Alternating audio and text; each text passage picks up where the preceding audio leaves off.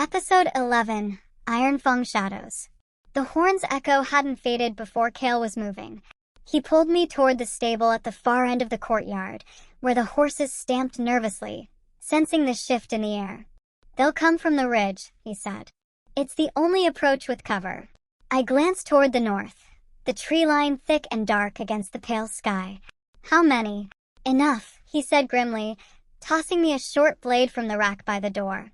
I caught it without thinking, the familiar weight settling into my hand. My wolf was already pushing closer, restless, tasting the faint metallic tang of danger in the air. Kale mounted quickly, then reached down a hand. "Up." I shook my head. "I'm not running." "This isn't about running," he said. "It's about positioning. You can fight from the saddle if you have to, but I'm not leaving you in the open." I hesitated, then swung up behind him, shifting my son in the wrap so he was shielded between us. Kale urged the stallion forward, riding hard toward the north wall. The first shapes appeared between the trees, dark figures, moving fast, too fast for ordinary men. "Wolves?" I asked. "Some," Kale said. "Some aren't." As they broke from the shadows, I saw what he meant. Half-shifted forms, their faces caught between man and beast, eyes glowing a dull, unnatural red. Their armor was black leather, marked with the twin circles of the Ironfang. They moved with precision, spreading out to encircle the courtyard. This wasn't a raid. It was a hunt. Kale drew his sword, the steel catching the pale light. "When I tell you, ride to the south gate. I'm not leaving you." He didn't look back. "Then don't die." The first Ironfang warrior charged, a blur of claws and steel. Kale met him head-on, the clash ringing through the air. I shifted my grip on the blade, scanning for an opening. Another came at us from the left. I leaned out, slashing low, catching his thigh. He stumbled, howling, and Kale finished him with a clean strike. More poured in. The sound was a storm. Steel on steel snarls, the thud of bodies hitting the dirt. I could feel my pulse in my throat, my wolf riding the edge between fear and exhilaration. Then I saw him, taller than the rest, his armor heavier, the red circle on his chest outlined in gold. His eyes locked on Kale, and he gave a sharp signal. Two others broke off from the fight, moving not toward Kale, but toward me. I tightened my hold on the blade. "Kale, I see them." He cut down the warrior in front of him and wheeled the stallion hard. But the two were faster, coming in from both sides. I shifted fully, my claws sliding free, my vision sharpening. The first reached for me. I caught his wrist, twisted hard, and drove the blade under his ribs. He collapsed, dragging the knife from my grip, but the second was already there. He grabbed for the wrap across my chest. My son cried out, a sharp, terrified sound that sent a white-hot surge through me. I slammed my clawed hand across his face, felt the tear of flesh, the hot spray of blood. He reeled back, and Kale's sword flashed, ending it. "Stay with me," Kale said, his voice like iron. We pushed toward the south gate, cutting through the ring of Ironfang. But as we broke into the open, the leader stepped into our path. His shift was incomplete, his mouth still human but his teeth sharpened to points. "Alpha Kale," he said, voice low and almost calm. "The Bloodfang grows weak. And weak packs burn." Kale dismounted in one smooth motion, putting himself between me and the leader. "You're a long way from the ashes of your last den." The leader smiled without warmth. "Ashes can be reignited. All it takes is the right spark." Kale's answer was his sword, and the two collided. The fight was brutal, fast, each blow ringing like a struck bell. The leader was strong, stronger than most Kale had faced, but Kale fought with the precision of a wolf who knew the cost of losing. Then I saw it, one of the remaining Ironfangs circling behind, moving for Kale's unguarded side. I didn't think. I dropped from the horse, shifting fully as my feet hit the ground. The world narrowed to scent and sound and the hot rush of instinct. I hit him before he reached Kale, my claws raking deep, my teeth snapping at his throat. He went down hard, and the shock on his face was the last thing he saw. When I turned back, Kale's blade was at the leader's throat. The red-eyed wolf froze, then gave a short, sharp laugh. This changes nothing, he said. We're already inside your walls. Kale's eyes narrowed, and the blade pressed closer. Not for long. With one clean motion, he ended it. Silence fell over the courtyard, broken only by the ragged breaths of the few Ironfang who still lived, and those didn't last long. Kale turned to me, his gaze sharp but unreadable. You didn't just hold your ground. You changed it. I straightened, my wolf still pacing inside me. I told you I'm not running. A slow smile tugged at the corner of his mouth. Good. Because this was just the beginning. Episode 12, The Walls Within. We rode back under a bruised sky, the clouds low and heavy with the promise of rain. The scent of blood still clung to us, Ironfang blood, and our own. My son had fallen asleep against my chest, exhausted after the chaos, but my wolf refused to rest. Kale kept the pace steady but fast, his gaze scanning the trees as if expecting more shadows to slip between them. I didn't ask if he thought they'd follow. I already knew the answer. By the time the fortress walls came into view, the first drops had started to fall. The guards at the gate stiffened when they saw us, their eyes flicking to the blood on our armor, the dirt on our boots. Kale swung down and handed me his reins. Take him inside. Straight to your rooms. And you. I need to speak to the council before the rumors speak for me. I hesitated. Kale. He met my gaze, his golden eyes holding something I couldn't quite name. Trust me. I carried my son through the halls, the fortress unusually quiet for this hour. Whispers followed me, snippets of voices fading as I passed. By the time I reached my rooms, my jaw ached from keeping it clenched. I set my son down and wrapped him in blankets. He stirred but didn't wake. I washed the worst of the blood from my hands, watching the water in the basin swirl red before fading to pink. The door opened behind me without a knock. My wolf bristled until I caught his scent. Kale stepped in, closing the door softly behind him. He looked tired, but not from the ride. The council? I asked. He unbuckled his sword and set it aside. Divided. Half believe Celine's words. The other half think the Ironfang are just scattered rogues testing our borders. And you? I know better. That wasn't a raid. It was a warning. And a challenge. I crossed my arms. And they said nothing about how we both walked back alive. His mouth curved, but it wasn't amusement. Oh, they noticed. That's part of the problem. I frowned. What problem? They don't like you being at my side, he said. Some think you're a distraction. Others think you're a threat. I let out a short laugh, but it didn't sound like me. They don't even know me. They don't need to. All they see is that you're rogue-born now, that you have my attention, and that you fought like a wolf who's already part of this pack. I met his gaze. And is that a problem for you? He took a step closer. No. It's a problem for them. The air between us tightened, thick with things neither of us had said. I could still smell the Ironfang on his skin, still feel the heat of his back against me when we rode. My pulse picked up before I could stop it. His eyes flicked to my lips, then back up. You did more than survive today. You turned the fight. If that second warrior had reached me. He didn't. Because of you. I looked away, the praise cutting sharper than any insult. You needed help. I gave it.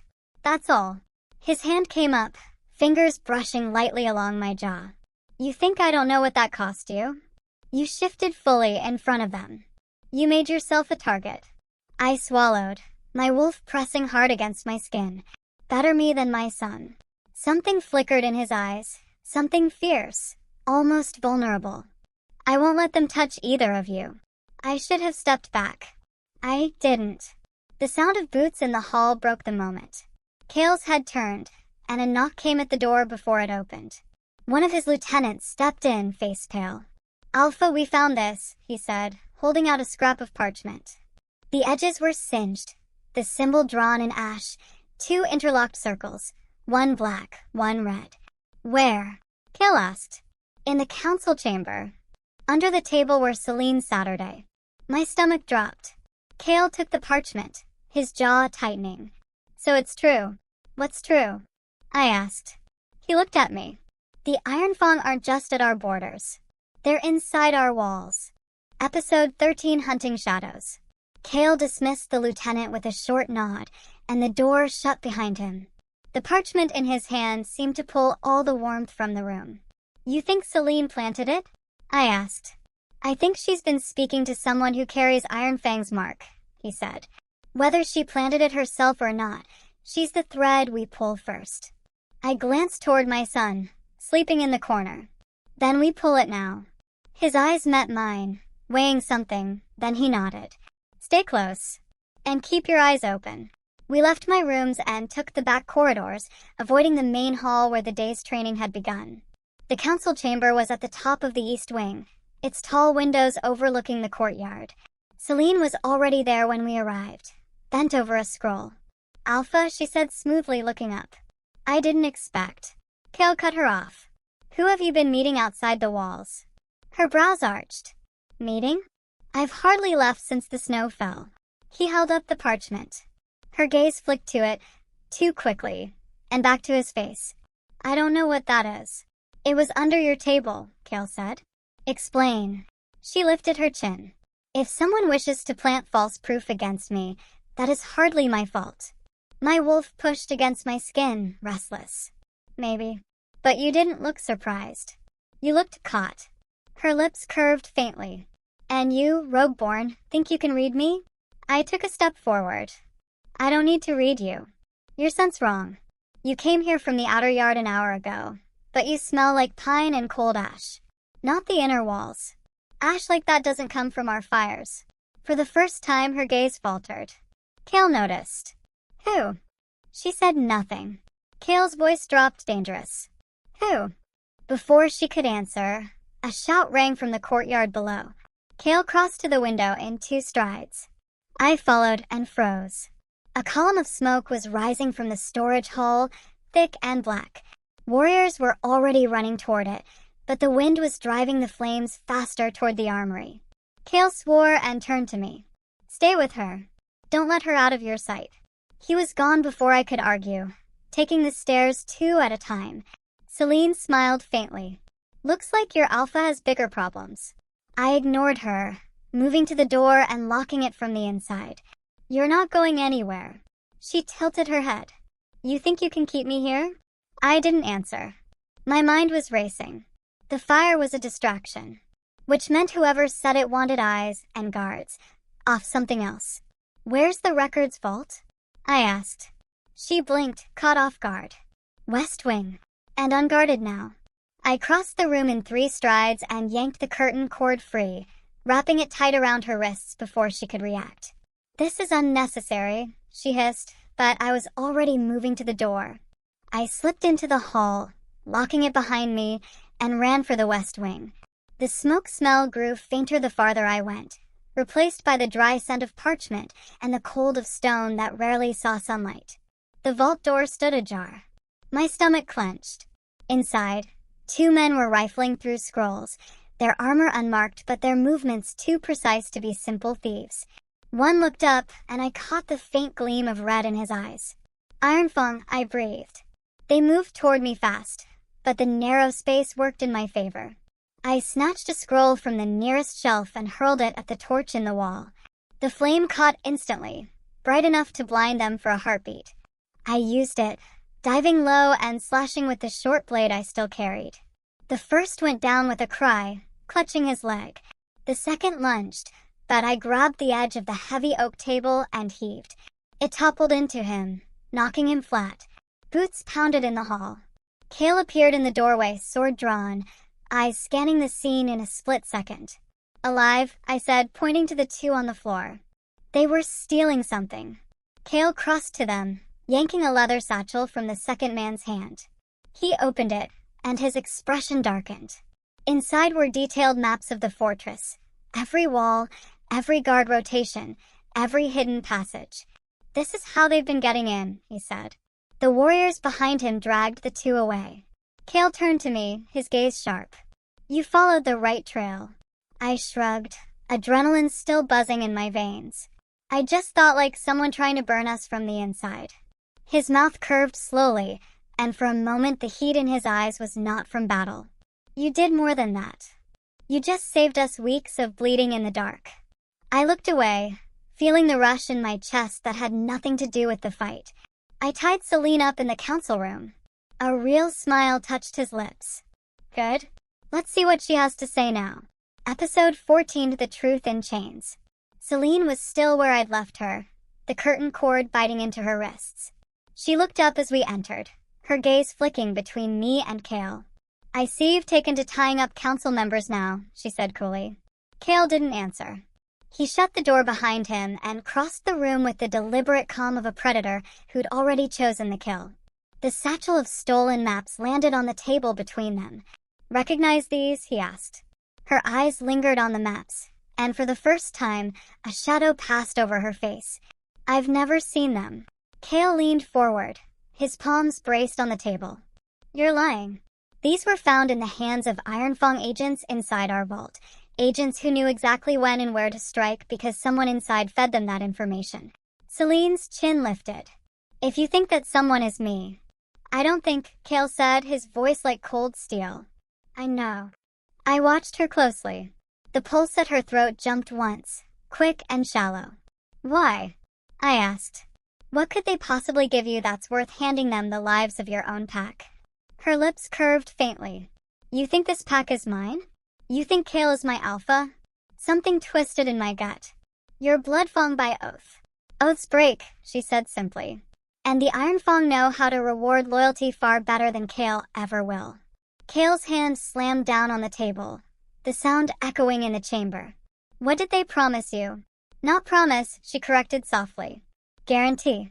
When they take these walls, I will stand at their side as Alpha's mate. The words hung in the air, poisonous and heavy.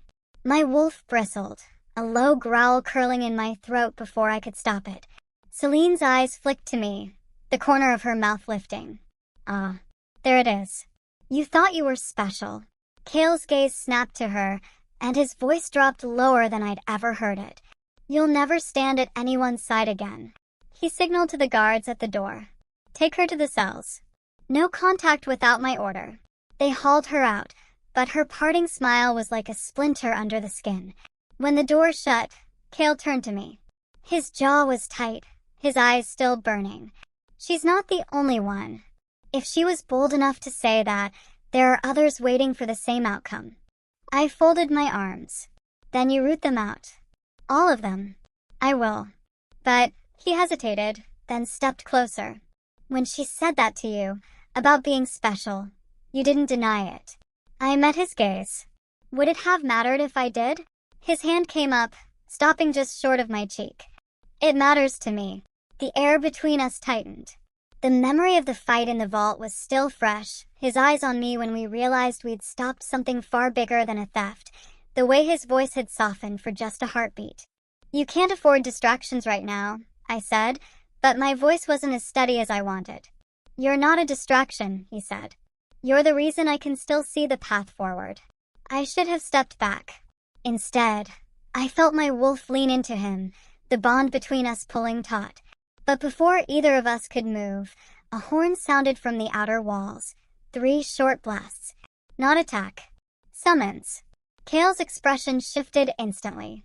Council meeting. Now. We walked there together, side by side, the tension between us unbroken. When we entered the chamber, every council member was already seated, everyone except the seat Celine had occupied. The eldest counselor rose. Alpha, a messenger arrived under flag of truce.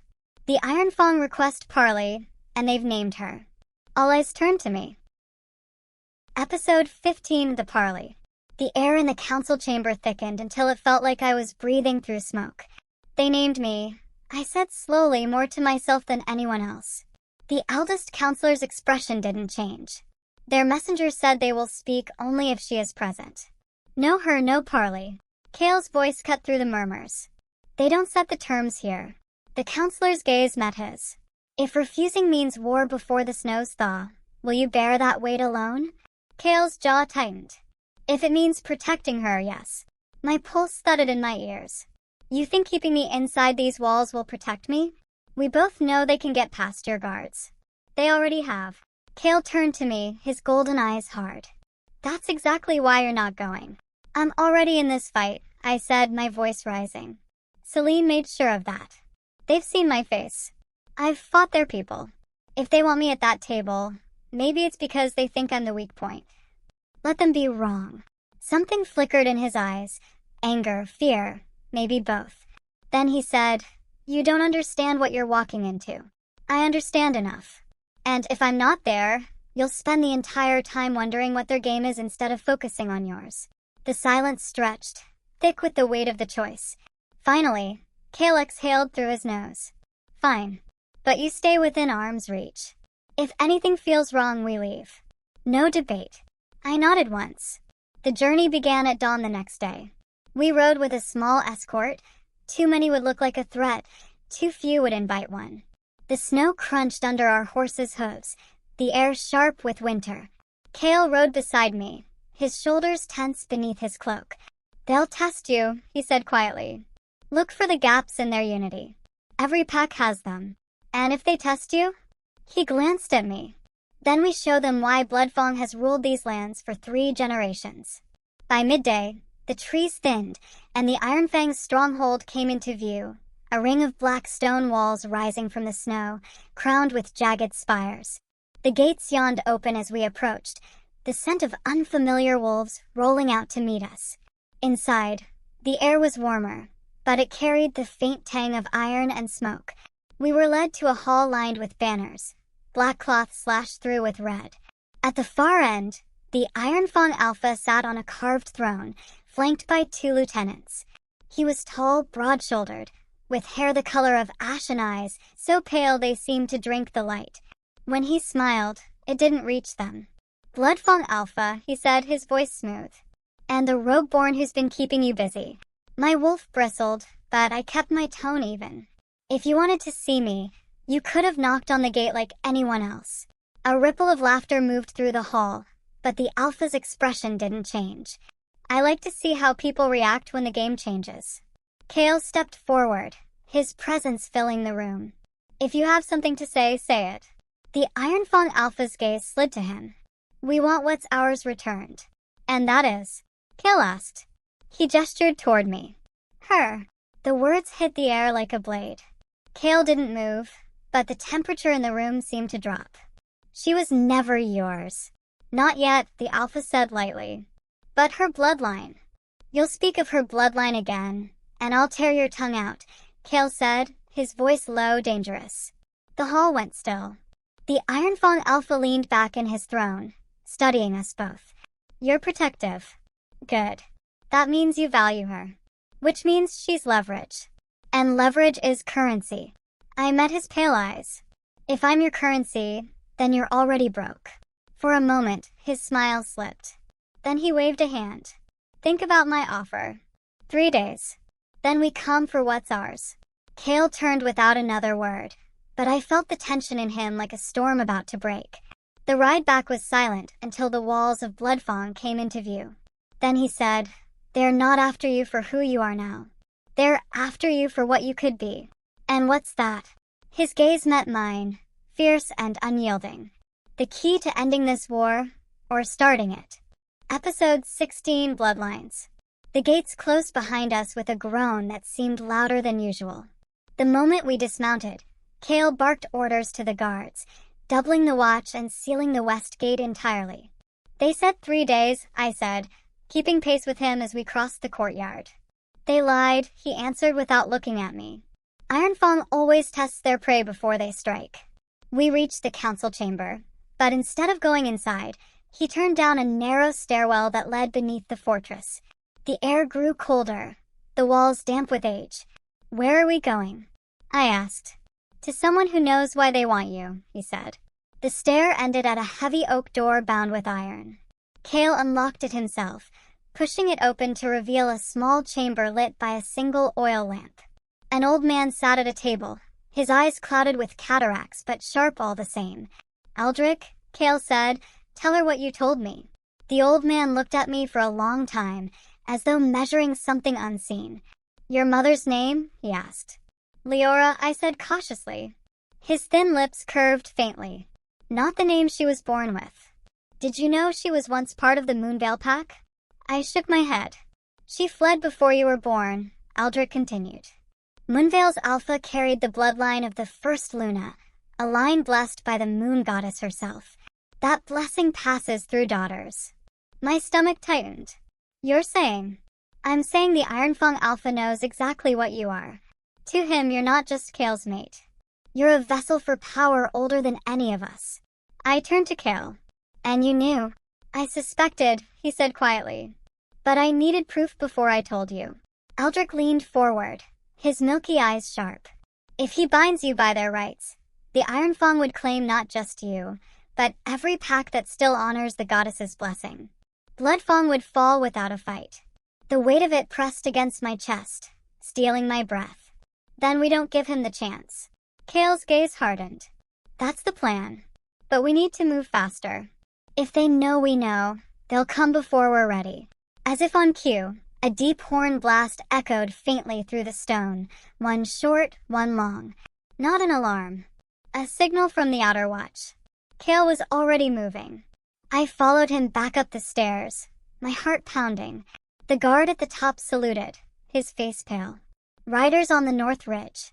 No banners. Moving fast. How many? Kale asked.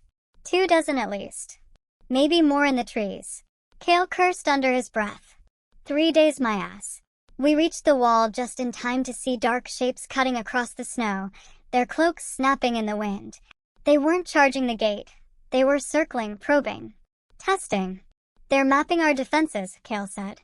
Tonight, they'll hit somewhere soft. Where's soft? I asked. His eyes flicked to me.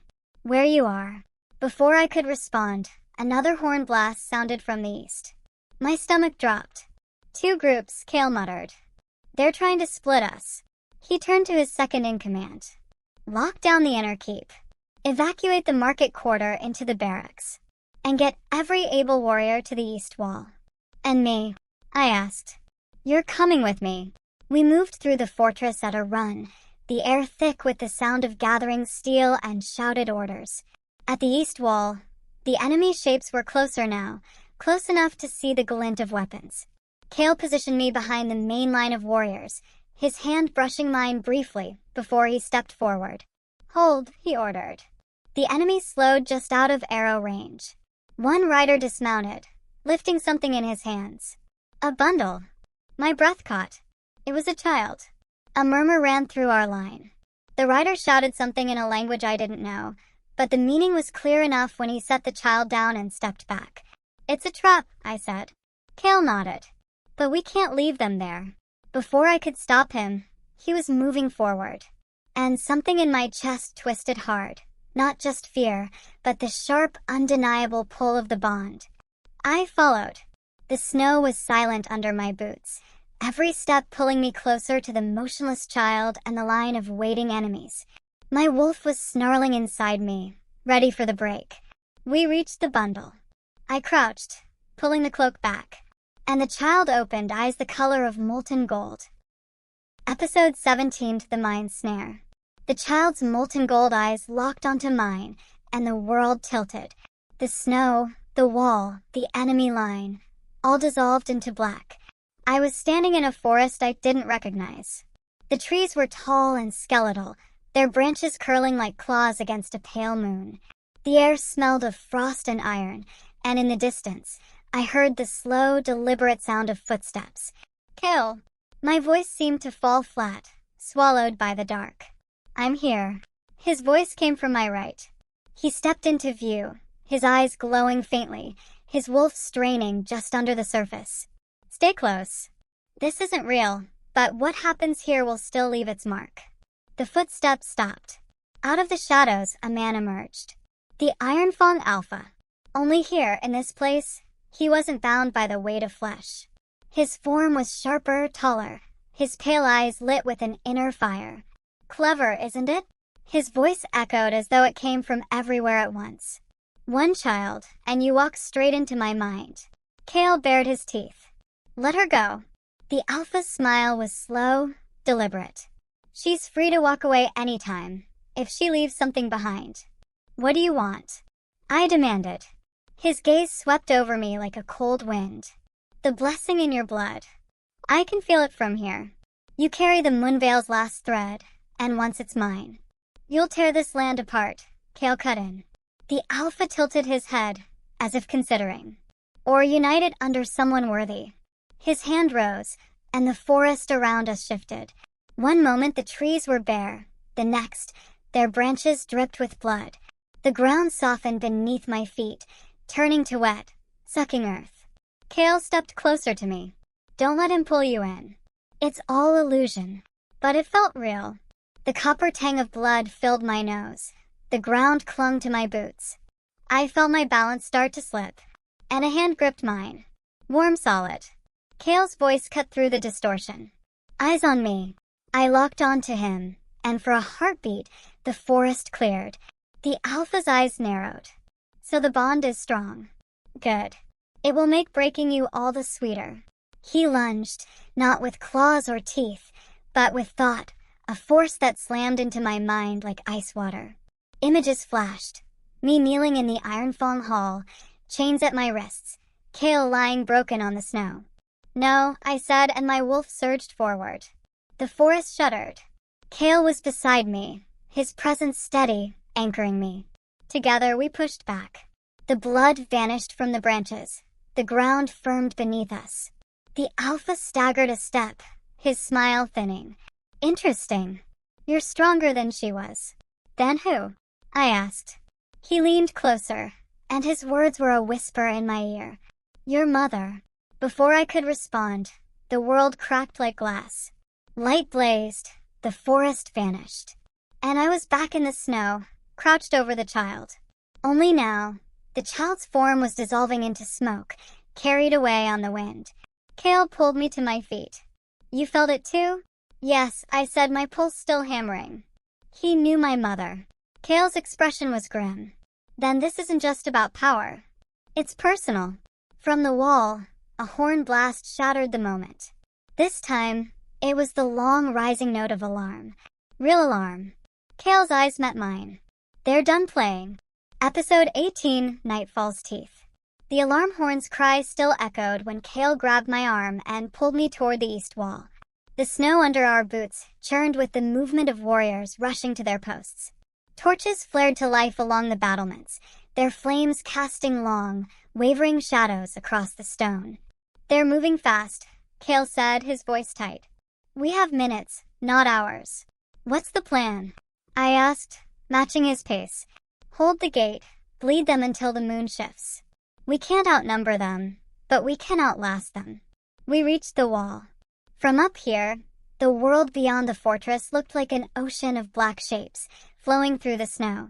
Wolves, dozens, maybe hundreds, moving in disciplined formation. They're not charging yet, I said. They're waiting for their alpha's signal. Almost on cue, a deep, resonant howl split the night. It wasn't just a sound. It was a weight pressing against my bones. My wolf stirred, restless, as if the sound carried an order it wanted to obey. Kale's hand brushed mine. Stay anchored. That's him. The wolves surged forward. Arrows flew from our lines, finding targets. But the attackers kept coming, leaping the bodies of the fallen. Then they hit the gate. The impact rattled the wood and stone, the sound of claws and teeth filling the air. Warriors met them at the walls, steel flashing under the torchlight. The scent of blood and burning pitch thickened the night. Kale shifted beside me, his wolf ripping through, fur and muscle replacing the man in a blink. His massive form hit the wall's edge and launched into the fray below. I followed. The shift came hard and fast, my bones reshaping, my senses flooding with sound and scent, the sharp tang of iron, the musk of fur, the hot breath of enemies close enough to bite. I landed on an Ironfang wolf, my momentum driving us both into the snow. My teeth found its throat, the copper taste of blood filling my mouth. It went limp, and I turned to find another. Through the chaos, I caught sight of him. The Ironfang Alpha. He moved like shadow, cutting through our lines with terrifying precision. Every wolf he touched went down, some bleeding, some simply collapsing, their minds crushed by his power. Our eyes met, and the world narrowed to just the two of us. He came for me. We collided in a burst of snow and fury, teeth and claws tearing, muscles straining. His strength was unreal, every strike laced with that same mental pressure I'd felt in the forest trap. I pushed back with everything I had, my wolf snarling, my mind throwing up walls against his probing thoughts. He slammed me into the ground, his teeth inches from my throat. "Yield," he growled in my head. "Never," I snarled back and drove my claws into his side. He roared, the sound echoing through the minds of every wolf on the field. For a heartbeat, his grip loosened, and Kale was there, slamming into him with bone-cracking force. The three of us crashed into the snow, a tangle of fur and rage. Kale's presence in my mind was a steady flame, pushing back against the Alpha's crushing darkness. The Ironfang Alpha broke free, blood streaking his pale fur. He backed a step, his eyes on me. "This isn't over," his voice whispered in my mind. "You're mine, Moonveil." Then he turned and melted into the chaos, his wolves retreating as suddenly as they'd come. The battlefield stilled, the night heavy with the scent of blood and smoke. Kale shifted back to human, his breath visible in the cold air. "They were testing us," he said grimly. "Next time it won't be a raid. It'll be war." And as I stood there, the snow stained red at my feet, I knew he was right. Episode 19, The Mark in the Snow. The battlefield was quiet now, but it wasn't silence. It was the heavy stillness that comes after screaming stops. The snow underfoot was soaked through with blood, trampled into mud. Here and there, low whimpers broke the air as healers moved among the wounded. I shifted back to human form, the cold immediately biting at my skin. But it was nothing compared to the chill running deeper inside me. Kale was already moving through the bodies, checking the fallen, his voice low as he gave orders. I knelt beside a young warrior whose flank was torn open, pressing my hands against the wound until a healer arrived. "Hold on," I told him, but his eyes were glassy, his breathing shallow.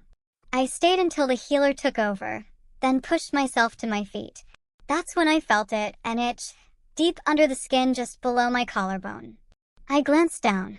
Under the smear of blood and grime, there was a faint shimmer. Not light exactly, more like heat haze, forming the shape of a crescent moon. I rubbed at it, but it didn't fade. "Everly," Kale's voice snapped me back. He was at my side in seconds, his gaze locking on the mark. "When did you get that?" "I don't know," I said, suddenly uneasy. "It wasn't there before the fight."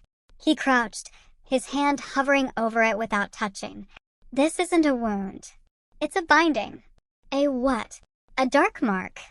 Ironfang witches use it to track and weaken their prey. It stays dormant until a trigger." He broke off, his eyes narrowing. "When's the next lunar event?" I thought back. "There's a moon eclipse in 2 nights. His expression hardened. "That's your trigger. When the shadow falls over the moon, every wolf tied to the caster will feel exactly where you are." A wave of cold washed over me. "So they can just walk right to me?" "Not just walk," he said grimly. "They can pull you toward them. Force the bond open." I stepped back, the night suddenly too close, too heavy. "Then get it off me." "It's not that simple. If we try to break it without knowing the binding spell, it could kill you." "Kale." "I said it's not simple, not impossible," he cut in. "There's someone who might be able to undo it. But she's not exactly a friend to Bloodfang." I folded my arms. "Define not exactly a friend." He hesitated. "She's my aunt. My father exiled her for blood magic." I let out a breath. "And where is she now?" "In the Frostmire." The name alone was enough to make my stomach tighten. The Frostmire was a wasteland of ice and half-frozen swamps, crawling with things that didn't belong in daylight. "You think she'll help us?" I asked. "I think she'll help me," he said. She might decide to keep." "Comforting," I muttered. He gave me a look that was almost a smile, but there was no warmth in it. "We leave at dawn. Tonight, you stay in the inner keep. No wandering. If the Ironfang tries another mental strike, I want you shielded." I nodded, though my wolf paced restlessly inside me. I hated the idea of hiding while others cleaned up the battlefield, but I hated the idea of being a beacon for Ironfang even more. As Kale turned to speak to his captains, I touched the mark again. It pulsed faintly under my fingers, almost like a heartbeat. And somewhere, deep in the night beyond the walls, I thought I heard an answering pulse. A howl rose on the wind, low and deliberate. It wasn't close. Not yet. Episode 20 Into the Frostmire. We left before dawn. The fortress still smelled of blood and smoke, and the air was brittle with cold. The mark under my collarbone throbbed faintly with each step, as if it knew we were moving farther from safety. Kale rode ahead, his posture rigid, scanning the snow-covered forest for movement. The warriors who accompanied us were handpicked, silent, watchful, and carrying more weapons than seemed reasonable for a visit to family. "Your aunt," I said after an hour of silence. "What exactly did she do to get exiled?" Kale didn't look back. She used blood magic to bind an entire rival pack to her will. When they refused to surrender, she made them tear each other apart. I swallowed. "And we're asking her for help?" "She's the only one I know who can break a mark like yours without killing you in the process. Or she could just finish what Ironfang started." His jaw tightened. "That's why I'm going with you." We rode hard until the trees thinned and the land dipped into a basin choked with mist. The frostmire spread out before us, a labyrinth of frozen swamps, jagged ice ridges, and pockets of black water that steamed faintly despite the cold. The air here was different. Heavy. Every breath tasted faintly of iron, and the snow didn't crunch underfoot. It gave like a thin crust over something soft. "Stay close," Kale said. "The frostmire likes to rearrange itself." We dismounted and led the horses along a narrow ridge of ice between two pools of dark water. Shapes moved under the surface, slow, sinuous, too large to be fish. My wolf bristled, her hackles lifting. After what felt like hours, we came to a cluster of black stones jutting out of the ice. Forming a crude arch carvings marked the stones, the lines inlaid with something that glowed faintly blue. "She's here," Kale said. The mist inside the arch thickened, then parted. A woman stepped through. She was tall, her hair a fall of silver threaded with black, her eyes the same deep green as Kale's but sharper, like shards of glass. She wore no cloak despite the cold, only layers of black cloth stitched with silver thread. "Kale," she said, her voice smooth as still water. "You've brought me a gift." "She's not a gift," Kale said flatly. "She's marked. I need it broken." The woman's gaze slid to me. I felt it like a physical touch, cool and invasive. Ironfang's work. And not just any mark. "This one's personal." "What do you mean?" I asked. She smiled faintly. "Marks like this aren't just trackers, little wolf. They're hooks. On the night of the eclipse, it will tighten around your soul, pull you toward him.